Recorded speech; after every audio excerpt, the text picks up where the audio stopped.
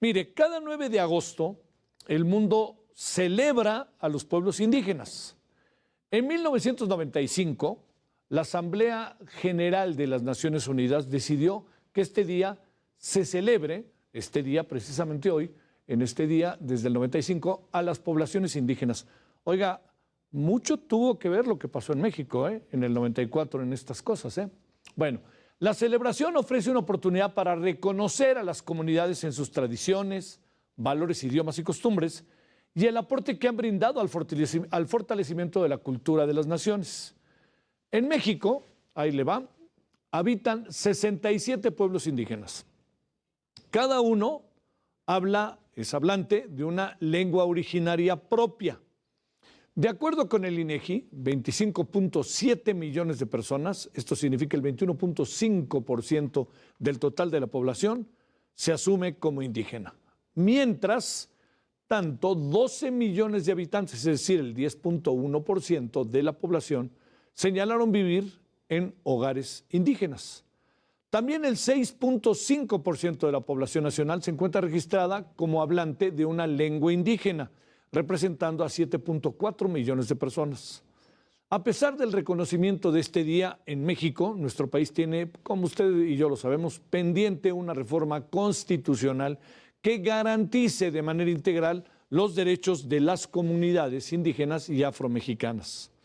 La mañana de hoy, la recién nombrada titular del Consejo Nacional para Prevenir la Discriminación, CONAPRED, Claudia Morales Reza, que ha sido incluso ella misma en más de alguna ocasión discriminada, señaló que entre sus tareas se encuentra el erradicar el discurso de odio y de discriminación que se establece a través precisamente de las comunidades indígenas, en contra de las comunidades indígenas. Un nombramiento que recibo con mucho orgullo y con reiterarle mi compromiso para desde el CONAPRED trabajar por prevenir la discriminación. Todas estas causales que han sido muy constantes, el erradicar el discurso de odio, el racismo, que va dirigido hacia los grupos históricamente discriminados. Yo diría que, sin exagerar, uno de los antes y después de nuestro país tiene que ver con lo que sucedió el 1 de enero de 1994. El Ejército Zapatista de Liberación Nacional, el EZLN, inició su levantamiento para manifestar su lucha por la defensa de derechos colectivos e individuales que habían sido negados históricamente a los pueblos indígenas mexicanos. Yo diría que no hay que darle muchas vueltas.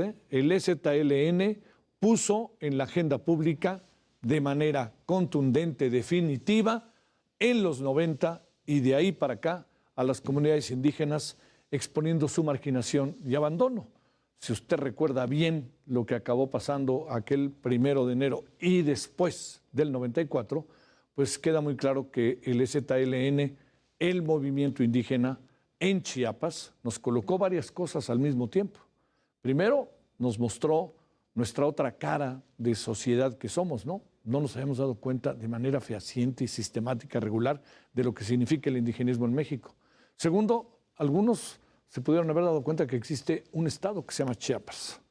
Y tercero, que la riqueza y el fortalecimiento de estas comunidades es inobjetable.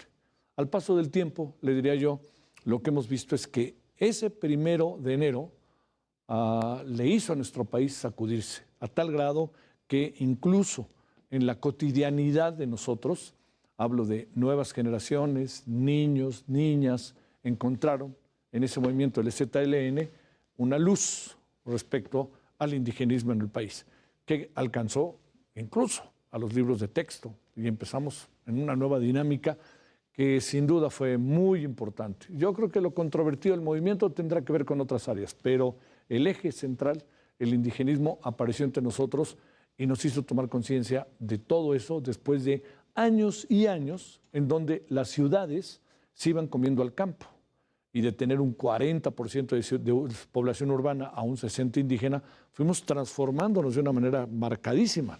Un ejemplo muy claro es que del 40 a 60 en muy poco tiempo pasamos a 60-40. 60 población urbana, 40% indígena y así hemos seguido.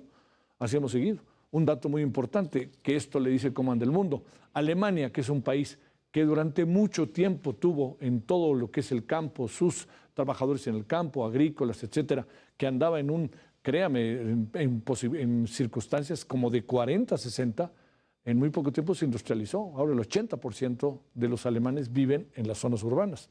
Y algo parecido nos empieza a pasar a nosotros. Pero este porcentaje de la población, con aquello que pasó en el 94, con las muchas cosas que hemos venido viviendo, pues es lo que cambió un poco también la mirada de país de sí mismo, ¿no? Que eso fue, creo que muy, muy importante.